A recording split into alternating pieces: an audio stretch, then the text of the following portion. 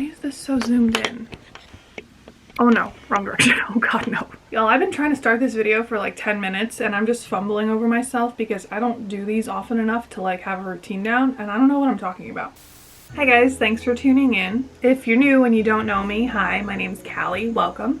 I make all kinds of videos from vlogs about my daily life, currently living in China, getting my MFA, to I make OCD videos, I do all kinds of stuff, so if you're interested in that you can subscribe, that would really help me out. But if you've been here before and you're subscribed already, then hi, welcome. For the past couple years, maybe, well, at least last year and maybe 2 years before that or something, I don't know, I've made videos for OCD Awareness Week, which for 2019 I believe is October 13th to October 19th, so I'm trying to get these videos up in that time frame.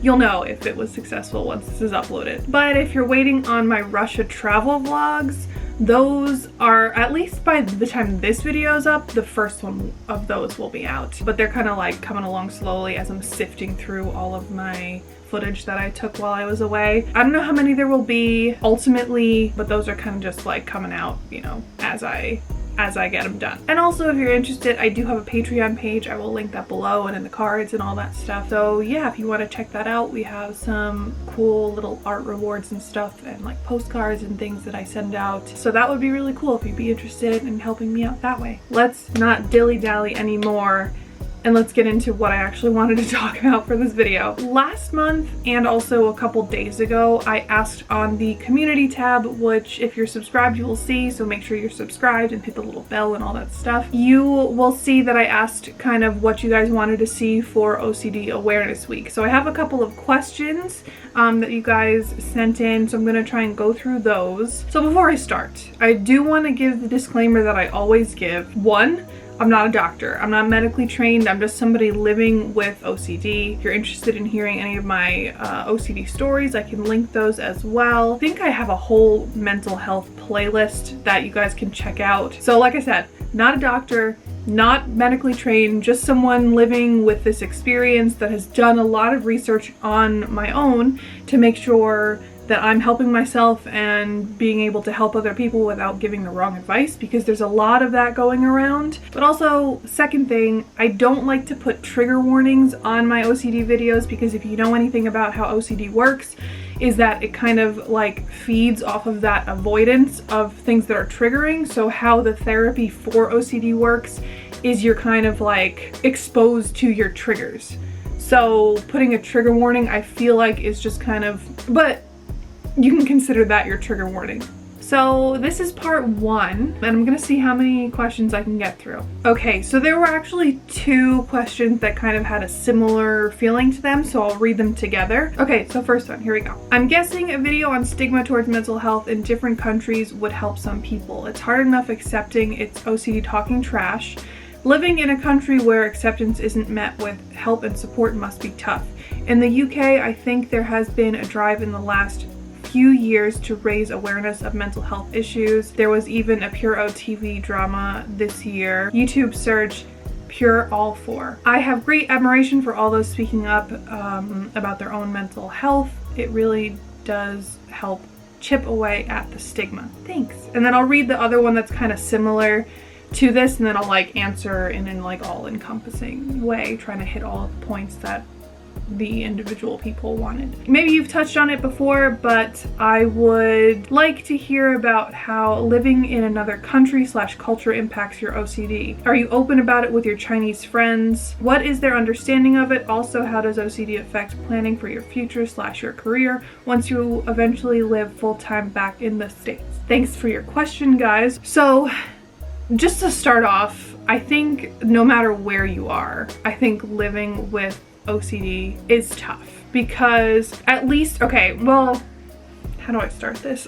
A few years ago, when I first kind of really had it bad for the first time. Like when I first had my onset, which you guys that have seen my videos or stuck around for a while, you guys know, for me it came on seemingly very suddenly. And like most people, OCD wasn't even in my radar. So the kinds of thoughts that I was having were harm themes. Like I thought I was gonna hurt somebody, thought I was gonna hurt myself. For like the normal realm of what people, at least at that time and still right now, understand about OCD is that it's like cleanliness, organization, like germophobia, and they like think that it's just like they don't even associate it with like the thoughts why people would be doing that kind of thing. Oh, you need things to be neat because otherwise it's like annoying to you if they're not. No, that's not even true. For people, you know, I mean, I can't speak for everybody, but a lot of people that have like those types of germophobia or like cleanliness type OCD, it's not because it like bugs them that stuff is, you know, dirty. It's like they might have some kind of magical thinking where it's like, well, if I don't clean my hands enough, I might poison somebody, or I might have some kind of germs on my hands that might make me sick. Or something totally unrelated where it's like, if my desk isn't in order or if my space isn't completely clean, I might get possessed by the devil, or like my mom might die, or something like that. Like they don't have to be related. And like the whole thing is like, we know that these kinds of thoughts are irrational. But yeah, I didn't even have that type of OCD. Really, my OCD sprung from having these thoughts that I was a dangerous person, where like they were really distressing to me. And it took me a long time to understand that like if I was really that kind of dangerous person, or if I really wanted to hurt somebody, I wouldn't be bothered by the thoughts of doing it, you know? So I didn't understand that. And like I said, OCD wasn't even on my radar. It wasn't until I did a search that was like, you know, scary thoughts. I didn't even know the words like intrusive thoughts before. I started making my videos because I'm like, okay, well, I have to be there for somebody that's like me, that had no idea going into this, had no idea what was happening to them.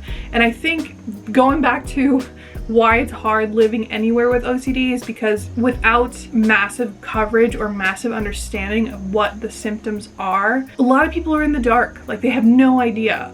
Granted, it is better now. I've noticed that there are definitely, even in the past couple of years since I've been doing this, since I've been like advocating for it, there are definitely way more resources out now. Still not nearly as much as there needs to be to get people to, you know, understand what's really happening to them right off the bat, having heard about it before or having, you know, seen something about it before. Like that really would have helped back then. Go into the next part of the question where it's like, it's hard enough living somewhere where it's like kind of destigmatized a little bit, to living somewhere where there's like, you know, you're kind of on your own. I'll be honest, being here is, well, in many terms, but like especially related to my mental health, is probably the hardest thing I've ever done. There's a lot of factors in that, not necessarily all related to my mental health, but it's like language barrier, cultural barriers. To be fair, I do live in a place where mental health is not widely talked about. Like it's something that's not really understood, and it's kind of like hush hush. You know, you don't really talk about that. So talking about how living in a different culture and different country affects my OCD, it actually does in a way. Like I feel like some of the themes or like some of the background thoughts behind my OCD have changed. It'll be something like racially themed, or something that hadn't really existed in my realm of like OCD when I was living at home, will kind of like find its way in. But I think really the main thing is that, and I've talked about this in a couple different vlogs, I think it's super isolating to not have a support system. Like I think it's hard enough to find a support system. That is like one of the most important things, is to have people that you can talk to, like friends that you can trust, even if they don't have OCD or they don't have anything, you know, that they're like really going on with them. If they're understanding and they're there to listen to you, that's like one of the major things. That is something I am severely lacking here. I don't have a big support system. It kind of like wavers, you know, some people are only here for a year and like you might get close to them, or you might try to talk to people in your second language. Like for me, you know, Mandarin is my second language and I try and talk, and I don't necessarily have the vocabulary for that type of thing, and it's really hard to get it across, and you just get frustrated and you give up because you're not like making any headway with talking about it. Like I said, I've tried to talk about it. Am I open about it with my Chinese friends? Not totally, mainly because my experience in the past is that since it is misunderstood and since it is kind of not looked down upon, especially not with like my friends. I feel like my classmates and my friends were all kind of like, we all get along, we're all like sensitive people. We all see each other as people, which sounds really weird, but for me, I found living here, I am objectified a little bit. I live in a place where there are very few people that are not Chinese. Like I don't look like a Chinese person, you know, like plain and simple. When I'm outside, like I just, you know, I stand out a lot. And I feel like because of that, like people point at me, people will assume that I don't understand when they're talking, so they'll say things, and it's hurtful in a way. And I know that they don't necessarily mean it to be that way, but it is extremely objectifying. So to have people that see me as a person rather than just an object is really helpful. So I think like with my classmates, that would be where I would start to try and talk about these things. And I've had kind of like hit or miss experiences. Like one of my friends, she actually opened up to me about her depression. I felt like we could talk about that kind of a thing. With some of my other classmates, I know that they are like well-intentioned. They'll see me like cleaning up. I do not fit the stereotype of someone that has like a perfectly clean house or like perfectly like whatever. Everything is cluttered, everything is disgusting, and it's just like I live in it. That's my own mess, and I just, whatever. But like they'll see me like organizing things and they'll like make a joke about OCD, and they're like, well, it makes sense that you have OCD because you're a Virgo.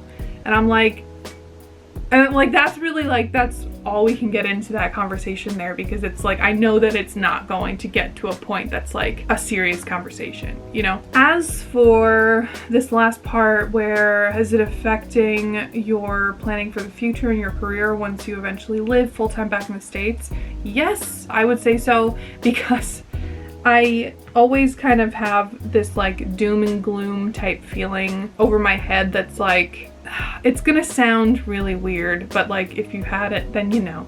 I always like have this impending doom feeling of like, well, you're not gonna make it that far. Like you're probably either gonna fail, you're gonna be dead, you're gonna like, whatever, you're gonna go crazy before you get to that point. And as much as my rational mind is like, stop, like that's enough of that. It's like hard to shake those feelings, and really like you just have to accept that uncertainty of like, yeah, well, maybe I will be dead, maybe I will fail, maybe, all that stuff. OCD definitely affects how I see my future that way. Like it makes it, you're so caught up in like the what ifs of like, what if I end up this way, or what if I do this, what if I, whatever. You have a hard time planning for like the reality of it, like the reality of your career, your future, or whatever. But also it's kind of affected me in the way that like have developed certain fears or certain compulsions or obsessions that have like kind of, it feels like put certain things for my future out of reach. And I used to want to be an art history professor, like college level, so go on, get my PhD and do all that stuff and like teach art history.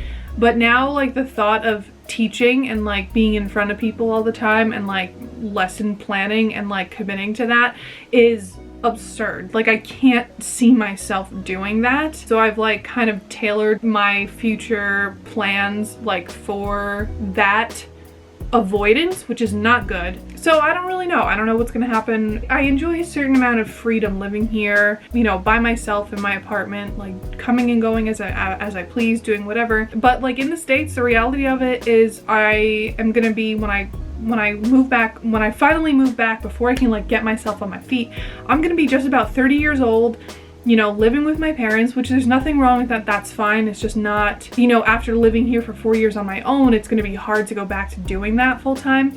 So living at home in like a chaotic setting that my house you know, my parents' house is. I don't drive, I won't have a career, I won't really have a savings because I'm not really being able to work and save money for the 4 years that I've been here. So it's kind of like, I worry about that a lot, and I think that, you know, my OCD mind goes to, well, you're gonna go crazy, like you're gonna snap, you're gonna like, you know, whatever, you're gonna need to be institutionalized, that's, you know, like that's it, or you're gonna kill yourself. That's where my mind goes. I definitely feel like it does affect how I see my future or how I plan for my future. Okay, so next question is, I would like to know how OCD progresses during lifetime. I've been curious about how the relapses will be and how to manage them. Hugs from Mexico. Oh, hugs from the US via China. I think I might have touched upon this in like how my OCD has changed maybe a year ago or something. So when we talk about themes of OCD, we talk about what the obsession focuses on. So it can be harm. For me, that's like a big one. It can be like magical thinking OCD, which for example is kind of what I was talking about before, where the things don't really like match up. Where a good example that everyone kind of like knows is if you step on a crack, break your mother's back type thing. It's like a saying, but if you think that it's like, oh my God, like what if that could, like something like that could happen, that's kind of like magical thinking OCD. And then there is cleanliness and stuff, but it's usually, like I said, in relation to contamination or you know, like hurting someone through neglect, like I didn't clean my hands well enough when I made dinner, so someone might get sick and die, that kind of a thing. There's scrupulosity, where, you know, you worry about in the eyes of God or whatever, you've done something wrong, that kind of a thing. There's pedophilia, where you worry that you're a pedophile. There's incest. There's homosexuality, where you worry that like your sexuality isn't what you are. And there's trans OCD, where you worry that you're not the right, you know, like it's, I could go on and on about all of the themes of OCD. In my lifetime, I feel like the main theme regarding my OCD has been harm. Either that I'm gonna harm someone intentionally, that I'm gonna harm someone through neglect, that I am going to harm someone that I want to, like that I'm not necessarily, so it's two ways. One, that I'll snap and do it, and then two, that I'm like planning, like that I want to do it, that I'm like waiting for the opportunity type thing. But it's also focused on myself, that I'm gonna, you know, harm myself, like I'm gonna lose control and kill myself, something like that. My themes have changed over time, and I've talked about it recently. I've kind of developed like an agoraphobia type thing, where I fear being trapped. And it's not just like claustrophobia in like an elevator, that type thing. It's like trapped in social situations, or like I can't, like if I'm talking to somebody and I feel like I can't easily get out of the like conversation, even somebody I like it doesn't matter, like it's just like this thing pops into my head that I'm like, oh my God, like I'm trapped, like I can't, like I'm gonna throw up, like, or it happens like on a bus or like on the plane or whatever. Like it's always like I am going to be extremely embarrassed, or I'm gonna be like, something's gonna happen, like I'm gonna throw up. Like I don't know why my mind always goes to I'm gonna throw up, but like, you know, I'm gonna be embarrassed, I can't get out of the situation, it's gonna be like a big thing, you know? So that has been like something that has come up. I've definitely dealt with high periods where I'm like, hey, like I feel pretty good, like my OCD is not bad. Interestingly, although, like if you watch at least the first vlog from Russia, you'll see that I had a massive panic attack. Beyond that first couple of days, I actually noticed while I was traveling that my OCD didn't really affect me. Like I was pretty good, and I was like, damn, this feels good. So I've had those high periods, but I've also had really bad periods, like this past summer, where I was pretty much at square one. Like forgot everything that I had ever learned, couldn't really get it together. I couldn't fathom bringing myself to the point that I was challenging the thoughts or like accepting the uncertainty. I was just kind of like, it was a bad thing. It was a bad place. And that's just kind of like the ebb and flow that happens naturally. Yeah, unfortunately, that's the name of the game. So really when we say that we've recovered, there's always a chance for like change in your life to happen that could, you know, trigger some kind of OCD or some kind of, you know, event. It could just happen. The chemicals in your body change, and it's just like, it could always happen, so you have to be ready for that kind of relapse. All right guys, so that's it for part 1. I've talked a lot, and I have, you know, a lot more to go through and a lot more to say. Stay tuned, and if you have any questions, any comments you want to leave, you can of course do that below. Check out my Patreon, check out my past videos on OCD, that should help. And yeah, I'll see you guys soon. Bye.